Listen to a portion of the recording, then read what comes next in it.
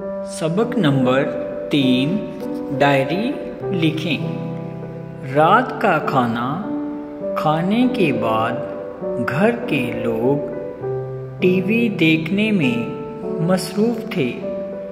हामिद अपने कमरे में लेटा आराम कर रहा था। दोस्तों की कई दिलचस्प बातें उसे याद आ रही थी। आज पिकनिक में बड़ा मज़ा आया। हामिद बेटा, एक गिलास पानी लाना। अब्बू की आवाज़ सुनाई दी। वो पानी लेकर पहुंचा तो देखा कि अब्बू मेज़ पर झुके हुए कुछ लिख रहे थे। हामिद ने पूछा, अब्बू, इस वक्त आप क्या लिख रहे हैं? बेटा, मैं डायरी लिख रहा हूँ। अब्बू, कल हमारी क्लास टीचर भी डायरी का जिक्र कर रही थी। आप मुझे डायरी के बारे में कुछ बताइए। हामिद के अब्बू ने बताया, डायरी लिखना एक दिलचस्प मशगला है। इसके बहुत से फ़ायदे हैं। बाज़ मशहूर लोगों की ज़िंदगी के बारे में तो उनकी डायरी ही से मालूमात हासिल होती हैं। उर्दू में डायरी को रोज़नामचा भी कहते हैं। कुछ लोग इसे पाबंदी के साथ लिखते हैं और कुछ लोग कभी कभी ज़िंदगी के अहम वाक़यात डायरी की शक्ल में पेश किए जाते हैं। बेटे, तुम खुद भी डायरी लिख सकते हो। इस तरह तुम्हें लिखने की आदत और मश्क हो जाएगी।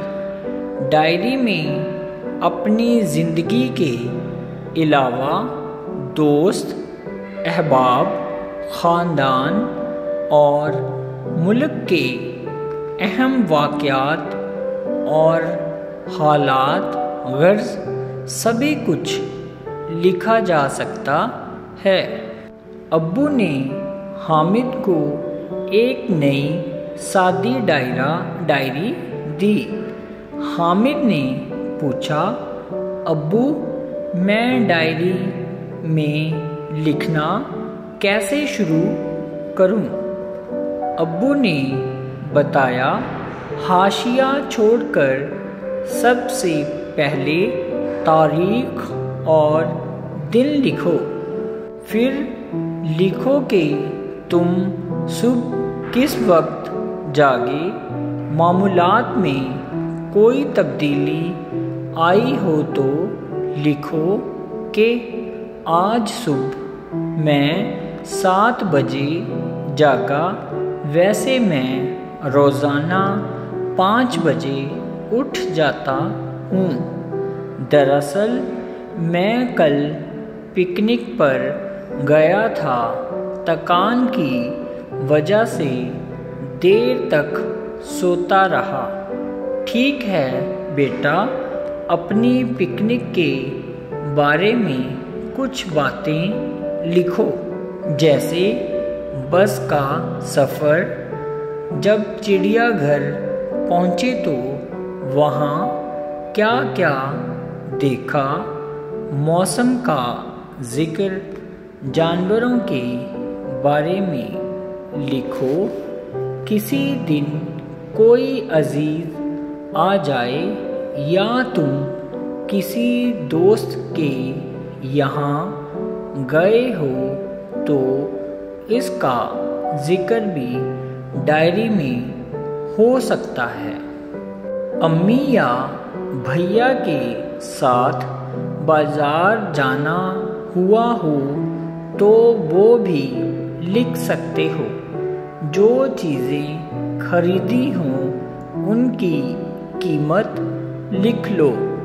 اس طرح چیزوں کی قیمتیں بھی تمہاری ڈائری میں محفوظ ہو جائیں گی۔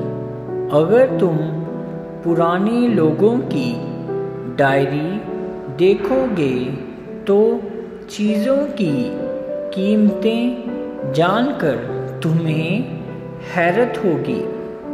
حامد غور سے ساری باتیں سن رہا تھا۔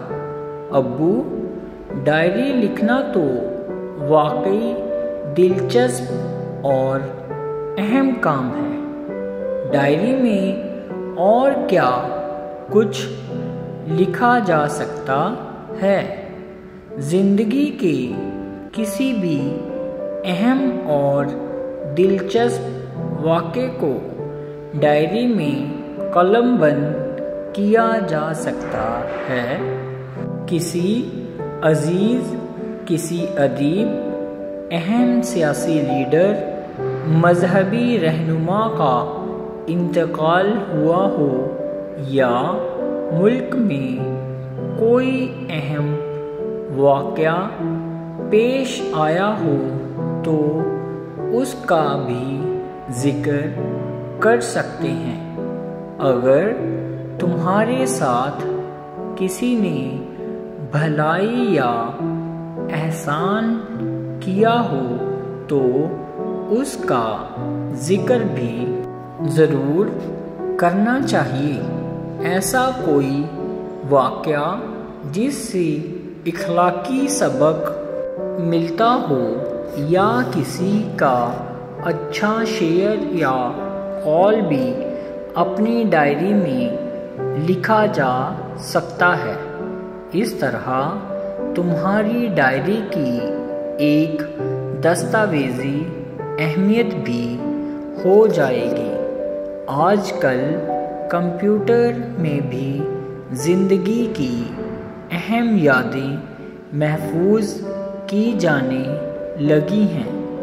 یہ بھی ڈائری کی ہی ایک شکل ہے۔